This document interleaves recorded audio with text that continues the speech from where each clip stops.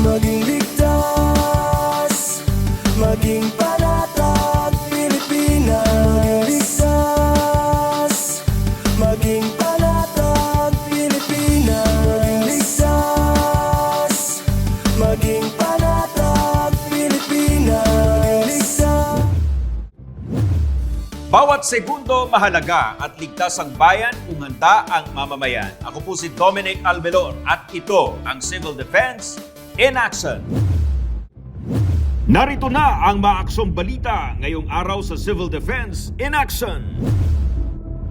300 family tents mula Office of Civil Defense na itayo na sa Himamaylan Tent City.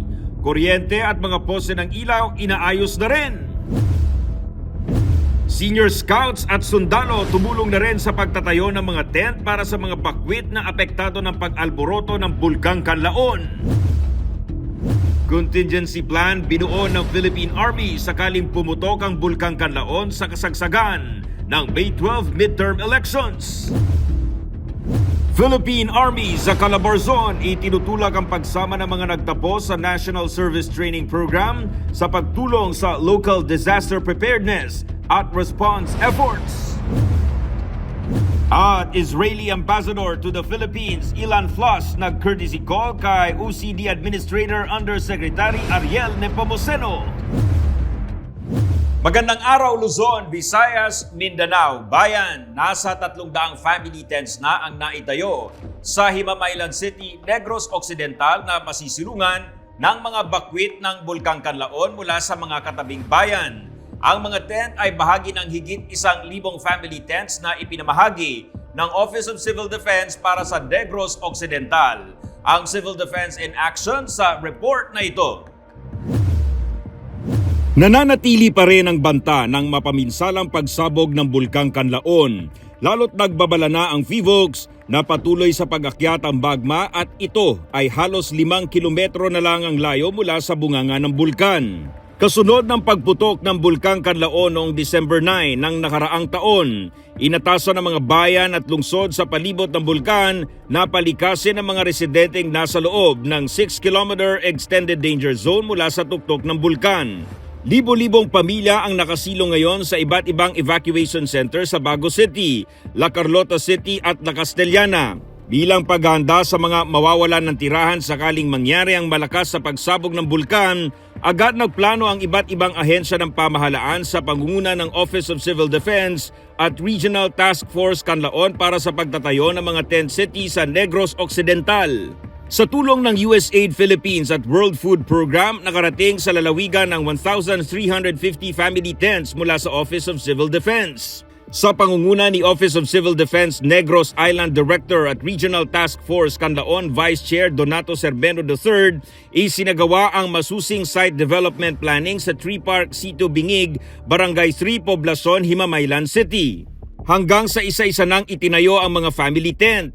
Kasama sa nagbayanihan para ba itayo ang mga tent ay ang mga senior scout ng Himamaylan City. Pinatunayan ng bawat scout ang pagiging laging handa na tumulong sa oras ng kalamidad. Nakiisa rin ang mga sundalo ng Bravo Company, 605th Ready Reserve Infantry Battalion, 605th Regional Community Defense Group, 6th Regional Community Defense Group at Reserve Command ng Philippine Army sa pagtatayo ng mga family tent. Ito na ngayon ang Himamaylan Tent City na may 300 family tents na ang nakatayo. Ito ang magiging kanlungan ng mga internally displaced persons o IDPs mula sa mga karatig bayan sakaling mangyari ang explosive eruption ng Mount Kanlaon. May nakahanda namang 70 family tents bilang reserba sakaling may masirang mga tent. Ligtas ang mga evacuee rito mula sa banta ng pagsabog ng Bulkang Kanlaon dahil may 67 kilometro ang layo dito mula sa tuktok ng bulkan. Ayon kay OCD Administrator Undersecretary Ariel F. Nepomuceno, alinsunod ang pagtatayo ng tent city sa direktiba ni Pangulong Ferdinand R. Marcos Jr. at NDRRMC Chairman at Defense Secretary Gilberto Teodoro Jr. na magpatupad ng whole of government approach para matulungan ang mga apektado ng pagsabog ng Bulkang Kanlaon. Ayon pa kay Yusek Nepomuceno, target ng pamahalaan na mabigyan ng mga apektadong residente ng sense of normalcy sa gitna ng hirap na pinagdaraanan. Bawat tent ay kayang mag-accommodate ng 5 miyembro ng isang pamilya. habang binubuo ang mga tent kasabay ding inilalagay ang mga pasilidad upang masigurong komportable at maibibigay sa mga biktimang pamilya ang kanilang mga pangunahing pangangailangan. Nagagamit at nadadaanan na ang lahat ng kalsada sa loob ng Tent City. May drainage system din upang maiwasan ang pagbaha. Nakatayo na rin ang water system sa lugar na may 2 tangke ng tubig. May palikuran at paliguan na rin. Ongoing naman ang installation ng kuryente at poste ng ilaw. Oras na matapos lahat ng mga pasilidad ay maaari ng tira nito ng mga evacuee. Magkakaroon din ng lugar para sa mga alagang hayop at livestock, espasyo para sa health center, livelihood at pag-aaral ng mga bata. Nagpapasalamat naman si Regional Task Force Canlaon Chair at Office of Civil Defense Western Visayas Director Raul Fernandez sa Department of Health na sinisiguro ang maayos na kalusugan ng mga evacuee. Very active sila in ensuring na mapangalagaan yung kalusugan ng ating mga IDPs. So meron silang rotation, may nilalagay silang mga medical teams sa bawat evacuation center. Yung ating WASH team ng DOH, bumisita sila sa bawat evacuation center, testing yung quality ng tubig. And then OCD also nagpadala na rin tayo ng ng water filtration truck. Yung team natin nasa Canlaon City siya para mag-provide nung safe drinking water. Magtutulungan naman ang lokal na pulisya at Armed Forces of the Philippines para matiyak ang seguridad ng buong Tent City. Makakaasa rin ang mga evacuee sa Tent City ng tulong pangkabuhayan mula sa gobyerno para tuloy-tuloy pa rin ang pagkakakitaan sa gitna ng kalamidad. Patuloy po tayong nananawagan sa mga kababayan po natin, especially yung mga apektado po ng pagsabog po ng Mount Canlaon, na kunting lang po patience at kailangan po wag silang susuko, wag pong bibitaw, dahil kami naman po sa national government ay hindi pa rin pong sumusuko para suportahan sila. Kami po ay naririto para po tugunan ang kanilang mga pangangailangan para to ensure po para masiguro po na ang kanilang kaligtasan. So ang amin pong apila ay maaari pong sumunod lang po sa mga alituntunin po ng ating mga otoridad, kung kailangan pong lumikas, kailangan pong nakahanda. At ang lahat ng ito naman po ay ginagawa natin para naman sa kanilang kaligtasan. Ang ating naman pong mga ari-arian, ang ating kabuhayan ay maibabalik naman po yan, Pero ang buhay po ng tao ay hindi na po natin yan maibabalik. So ang ating pong mithiin po ay wala pong maridisgrasya sa muli pong pagputok po ng Mount Canlaon. Ang camp management ng Tent City ay pangungunahan ng lokal na pamahalaan ng Himamaylan sa tulong ng DSWD. Sa mga kababayan natin na apektado ng pagputok ng Canlaon, nandito po ang inyong pamahalaan na handang tumulong sa inyo. At tulad ng pangako ng administrasyon ni Pangulong Ferdinand R. Marcos Jr., sisiguruhing tuloy-tuloy ang pag-agapay sa edukasyon ng mga bata, kabuhayan, kalusugan at pagbigay ng ligtas na kapaligiran para sa mga bakwit at kani-kanilang pamilya. Aabot sa 50 nipa huts para sa mga bakwit mula sa Barangay Napoles ang ito-turn over ng City Government ng Bago City. Ito ang sinabi ni Dr. Mary Jean Ortizo, tagapamuno ng Bago City Disaster Risk Reduction and Management Office. Aniya, kabuuang 24 na pamilya na kinabibilangan ng mahigit 50 individual ang nakatira sa loob ng 6-kilometer extended danger zone ng Bulkang Canlaon ang makikinabang dito. Bawat nipa hut ay nagkakahalaga ng 50,000 piso. Inaasahang matatapos ang pagtatayo ng mga nipa hut sa susunod na buwan. Magbibigay din ang city government ng ilang mga nipa hut sa mga security personnel, medical at camp management teams sa evacuation sites. Bumubuo na ng contingency plan ang 303rd Infantry Battalion ng Philippine Army para makatulong ang mga sundalo sakaling tuluyang pumutok ang Bulkang Canlaon sa kasagsagan ng May 12 midterm elections. Sinabi ni Brigadier General Ted Dumusmog, 303rd IB Commanding General na nasa mahigit 1,000 mga sundalo at Citizen Armed Force Geographical Unit Officers ang maaaring makakilos agad para sa halalan sa Negros Occidental. Sakali rin na magkaroon ng kaguluhan ay nakahanda silang umalalay maging sa pagputok ng Bulkang Kanlaon. Pero umaasa si General Dumusbog na hindi na aabot sa pagputok ng bulkan dahil sa kanilang pagtaya nasa mahigit 75,000 individual ang maapektuhan sa Negros Occidental, lalo na sa mga syudad ng Bago at La Carlota, maging sa La Castellana. Mayroon namang sapat na tauhan ng pamahalaan para tubugon sa anumang sakuna. Posibleng maging problema ang supply ng tubig sa siyam na barangay sa Negros Occidental dahil ito ay maituturing na umanong contaminated.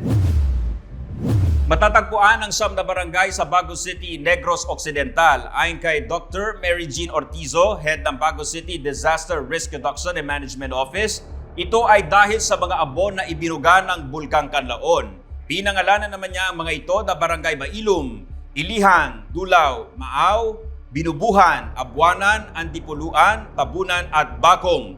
Ayon kay Ortizo, ang apektadong water source ay matatagpuan sa Mailum. Anya, hindi ligtas inumin ang tubig mula rito. Nagsasagawa na ng pagsusuri ang City Health Office sa iba pang lugar para malaman kung kontaminado na rin ang mga ito. Narito pa ang mga aksong mga balita na aabangan. Mga nagsipagtapos sa NSTP, target gamitin ng Philippine Army para sa disaster response. At alamin natin ang iba pang paghahanda na dapat gawin kapag may banta ng tsunami. Magbabalik pa rin ang pinakamaaksong balitaan dito lang sa Civil Defense in Action. Maging ligtas, maging panatag, Pilipinas. Maging ligtas, maging panatag, Pilipinas. Maging ligtas, maging panatag, Pilipinas. Curious din ba kayo kung gaano kabilis at kalaki ang tsunami? Kapag nasa malalim na parte ng dagat, umaabot ng 800 kilometers per hour ang bilis ng isang tsunami o halos kasing bilis ng lipad ng isang eroplano.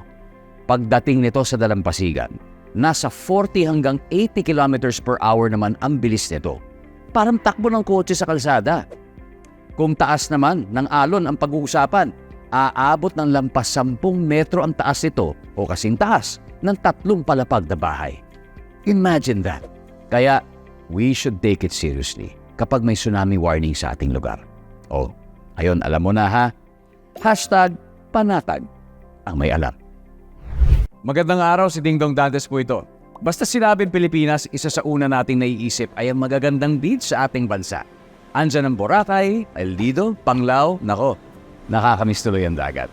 Pero, what if habang nasa dagat ka, biglang lumindol ng malakas na halos hindi ka na makatayo? Tapos, biglang umurong ang tubig ng dagat na para bang napakabilis na nag-low tide. Tapos maya-maya pa may narinig kang kakaibang tunog na para bang may papalapit na malaking alon sa'yo. Hep, alam ko nakakapanik. Pero, lumikas ka na agad at tumakbo sa mataas na lugar o papalayo sa dagat. Dahil kapag naranasan mo ang mga senyales na ito, ibig sabihin, may paparating na tsunami sa lugar nyo. #panatag ang may alam. Mga kabataan, si Dingdong to. Meron akong tips na gustong i-share tungkol sa dapat nating gawin matapos ang pagputok ng bulkan. Kapag pinayagan ng makauwi sa inyong bahay, for sure, sunod-sunod na ang utos ng mga magulang natin yan. Pero, wait lang ha, siguraduhin may takip pa rin ang bibig at ilong dahil masama sa kalusugan ang paglanghap ng volcanic ash. Walisin din muna ang mga naipong abo sa bubong, pinto at bintana bago ito basain. Bibigat kasi ang abo kapag nabasa ito. At syempre, huwag itapon ang abo sa kanal kasi naku, magbabara yan. O ngayon, alam mo na ha? Good luck na lang sa mga utos ng magulang mo. #panatag ang may alam. Maging panatag, Pilipinas.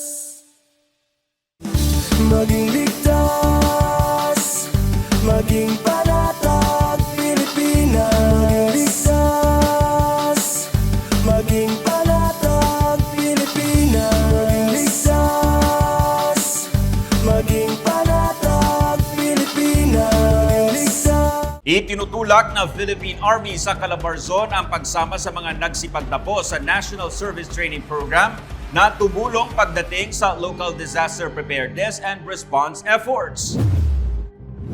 Sinabi ni Brigadier General Ronald Jess Alcudia, Commander ng 202nd Infantry Brigade sa Regional Development Council Sectoral Committee meeting na napapanahon ng gamitin ang mga kabataan pagdating sa disaster response para mapalakas ang tinatawag na climate action and disaster resilience ng bansa.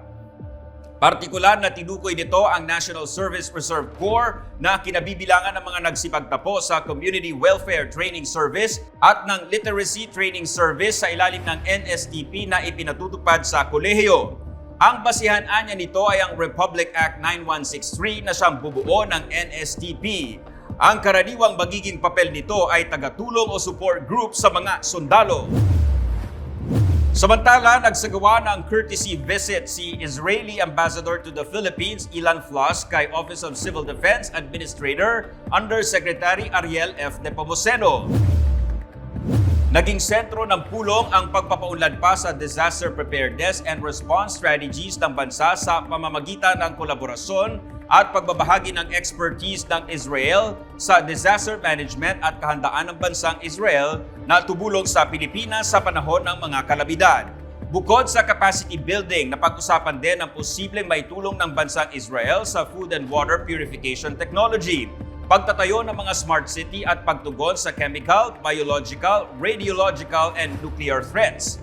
Sa isang pahayag, sinabi ni Ambassador Flos na nagkaroon sila ng pagkakataon na maibahagi kung paano makakatulong sa Pilipinas ang comprehensive approach ng Israel sa pagtugon sa man-made disasters. Nagpapasalamat naman si Undersecretary Nepomuceno sa pagbisita ng Ambassador dahil nagbukas ito ng daan para sa posibleng kolaborasyon para mas mapaigting pa ang pagtugon ng bansa sa lahat ng klase ng kalamidad. Kinilala rin ni Yusek Nepomuceno ang bansang Israel na isa sa mga nangungunang bansa sa mundo sa larangan ng disaster management and innovation. Hindi bababa sa 40 ang naitalang insidente ng tsunami sa Pilipinas. Pinakamalala sa kasaysayan ng 1976 Morogov tsunami sa Western Mindanao na nalikha kasunod ng isang magnitude 7.9 na lindol sa Cotabato. Isa ito sa tinalakay sa kauna-unahang webinar ng Office of Civil Defense upang paigtingin ang kamalayan sa mga bantang panganib ng tsunami. At sa ikalawang serya ng report, alamin natin kung paano nabubuo ang tsunami. Totoo ba ang mga napapanood natin sa mga pelikula? Ang mga senaryo ng tsunami sa Civil Defense in Action Report na ito. August 16, 1976, kumitil ng higit 5,000 tao ang 9 na metrong taas ng tsunami na dumaluyong sa baybayin ng mga probinsyang nakapalibot sa Moro Gulf ng Celebes Sea matapos ang magnitude 7.9 na lindol. November 15, 1994, 78 ang nasawi sa magnitude 7.1 na lindol at tsunami sa Mindoro. Dalawa lang ito sa may 40 insidente ng tsunami na naitala sa Pilipinas. Itong 1994 Mindoro earthquake, may kwento dyan na ang sinabi, lumindol ng malakas, napakalakas, mahirap tumayo. After 5 minutes, may narinig silang tunog na parang jet o parang napakalakas na ulan. At pagkatapos ng tunog na iyon, ayan na, dumating na ho yung unang wave. At nakita din ho nila na umatras yung tubig, no, for 50 to 100 meters at series of waves. So nakikita ho natin, no, hindi ho isa lang ang tsunami wave. Panoorin ho natin, ito ho mismo mga survivors ng Mindoro earthquake na may kasamang tsunami at ito ho ang ilan sa kanilang mga kwento. Malaki ang kate, malayo yung tubig, pero ugong yan, laot na yan.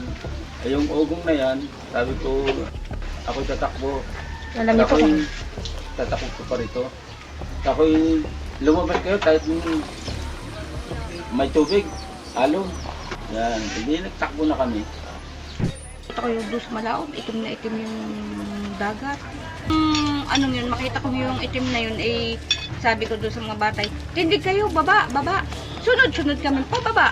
Yung pagbaba namin, gusto kami mag-iinin nakakarating sa baba ng bahay. Ay sinalpok na kami ng malaking alon. Gaano po kataas yung alon? Ba, mataas, lampos bahay talaga. Hindi ko maipaliwanag yung lindol na yun na hindi naman Hindi mo naman akalain yung dahil ramdam namin talagang parang ginigisa na bato. Wala na, was out na was out, parang hindi mo pinagdala. Parang hindi siya pinagtayo ng lahat. So yun ho yung kwento ng mga survivors. Ilan sa mga survivors ng tsunami noon sa Mindoro. So narinig naman ho natin para daw ho ginigiling yung bato, yun daw ang pakiramdam at talagang totally devastated yung lugar nila. No? Narinig din natin na may kakaibang tunog, umatras, malaki daw yung kati. Kati ho sa Tagalog ay yung pag-atras ng tubig, parang low tide, kumbaga. Ayan. Pero yung sa tsunami ho, hindi ho ordinaryong low tide yan, kundi mas malayo pa ho sa usual na edge ng low tide ang pag-atras ng tubig. Ayan. So, makikita ho natin base sa kwento ng mga survivors. So, ibig sabihin ho, talagang yung tsunami, sunod-sunod na alon yan at madalas ho, hindi yung unang alon ang pinakamataas. Kaya ho, pag tayo ho ay nag-evacuate, hindi ho tayo agad babalik dahil baka ho yung susunod na mga waves ay mas mataas, no? Tsaka po yung banta ng tsunami, maaring tumagal po yan ng higit sa 1 oras pagkatapos ng unang alon at hindi po kumukulot-kulot ito. Ang tsunami ay serye ng mga alon sa dagat na karaniwang nalilikha ng mga lindol sa ilalim ng karagatan. Dalawa ang uri ng tsunami sa Pilipinas. Una, locally generated o nagmumula sa mga karagatang nakapalibot sa bansa, tulad sa Moro Gulf noong 1976 at Mindoro noong 1994. Ikalawa, far field o distance tsunami na galing sa mga bansang nakapalibot sa Pacific Ocean, gaya ng Chile, Alaska, US at Japan na maaaring makarating sa Pilipinas ang tsunami mula 1 hanggang 24 na oras. Yung tinatawag na distant tsunami, ito ho sa animation sa taas, makikita natin na yung tsunami nanggaling sa kabilang bahagi pa ng Pasipiko at nakarating dito sa Pilipinas sa bandang kaliwa. So yung mga distant tsunami, ito po ay galing sa trench o fault sa labas ng Pilipinas. At sa pagkakataong to, meron ho tayong 1 oras hanggang 1 araw na lead time. At pwede ho tayong mabigyan ng warning ng mga international warning centers. Pero ang mas delikado ho para sa atin sa Pilipinas yung tinatawag na local tsunami. Ito naman ho yung animation sa baba. Nakita nyo ho, ang source ng tsunami nandun na lang ho, katabing-katabi ng kalupaan ng Pilipinas. So ang local tsunami ho, galing ho yan sa trench of fault na nasa loob mismo ng ating bansa. Kaya po, ilang minuto lang yung lead time. 2 to 5 minutes, matagal na ho ang 20 minutes, no? Usually 2 to 5 minutes hanggang 10 minutes.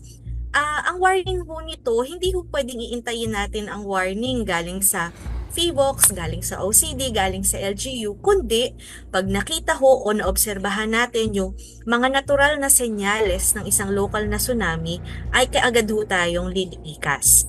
At dahil ang bansa ay napalilibutan ng maliliit na isla, madali itong mapapasok ng tsunami.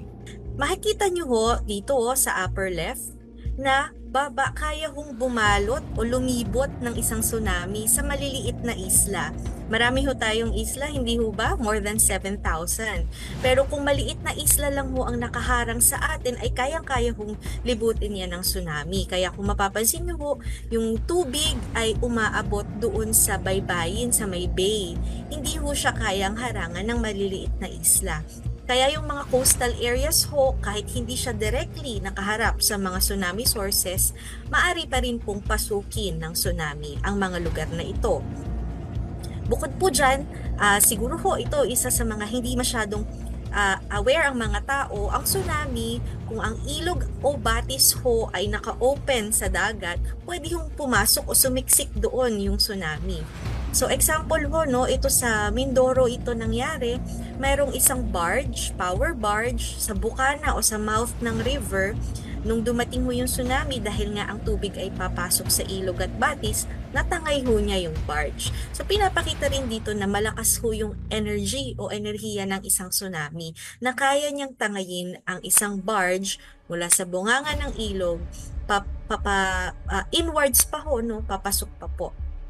So yun, gano'n naman siya kataas? Kung yung lakas niya gano'n, kaya niyang mag-carry ng barge, gano'n kataas ang isang tsunami? pwede yung umabot sa 10 metro o kaya higit pa. So to give you an idea, ang isang palapag ho o ang isang floor ng building is usually 3 meters. Isa sa mga senyales na paparating ang tsunami ang pag-atras ng karagatan at pagbalik sunod-sunod na mga dambuhalang alon. Ayon sa FIVOX, taliwas sa mga napapanood sa pelikula, hindi totoong umaalo ng tsunami. Hindi rin ito kayang languyin at oras na maabutan ka, mahihirapan ka nang umalis. Isa pang myth dyan, kaya nyo ho bang takbuhan daw yung tsunami? Ang sagot ho dyan, once nakita nyo na ho yung wave, ay medyo mahirapan na ho kayo to escape it. Kasi ho, ang speed ng tsunami, ganito po yan, no? Pag nasa malalim na parte, mabilis yan, mga 250 to 300 kilometers per hour. Pagdating sa kalupaan o palapit sa shore, nasa 36 kilometers per hour, no? So, yung 36 kph, kaya nyo mo bang tumakbo ng ganyang kabilis? So, for context, no, si Usain Bolt daw, yung pinakamabilis na tao sa Pilipinas ay kayang tumakbo lang ng nasa 37.58. So, kung si Usain Bolt lang ang kayang tumakbo pa pag nakita na niya yung tsunami, ano? So, hindi ho yun, hindi ho makatotohanan na pag andyan na yung tsunami ay kaya pa natin tumakbo. Kaya ho, hindi pa man natin nakita yung wave, na naramdaman pa lang ho ang lindol na halos hindi tayo makatayo at tayo ho ay nasa baybaying dagat. Kailangan ho ay mag-evacuate na tayo. So, doon sa San Andreas movie, nakita natin si The Rock na ginetski niya ho yung tsunami. So, somewhere dyan, nandyan si The Rock, tapos nag-jetski siya at sinalubong niya yung tsunami. Posible ba yun? So, hindi ho realistic yun. Hindi ho kasi kumukulot ang tsunami. Yung wave niya ho, hindi siya parang surf waves na kaya mo ho siyang, kaya mo mag-travel doon sa ibabaw ng wave. So, kaya hindi ho realistic yung portrayal sa movie na San Andreas. Hindi ho realistic yung portrayal ng tsunami doon. Tandaan, hindi nyo ho malalanguyan, hindi nyo ho pwedeng i-jet ski yan, at hindi nyo ho pwedeng i-surf ang tsunami. Ayon sa mga eksperto, 3 ang senyales ng paparating na tsunami: shake o pagyanig, drop, bigla ang pagbaba at sumunod ang pagtaas ng sea level, at roar, dumadagundong na tunog ng paparating na mga higanteng alon. Mga dapat tandaan upang maging handa sa banta ng tsunami. At sa Biyernes, alamin kung paano makakaligtas oras na ikaw ay naanod ng tsunami. Abangan dito lang sa Civil Defense in Action. Lagi pong tandaan, bawat segundo mahalaga at ligtas ang bayan kung handa ang mamamayan. Kaya't mainam na laging handa ano ba ng ganap dahil sa bagong Pilipinas, walang maiiwan. Ako po si Dominic Almelor at ito ang Civil Defense in Action. Maging ligtas, maging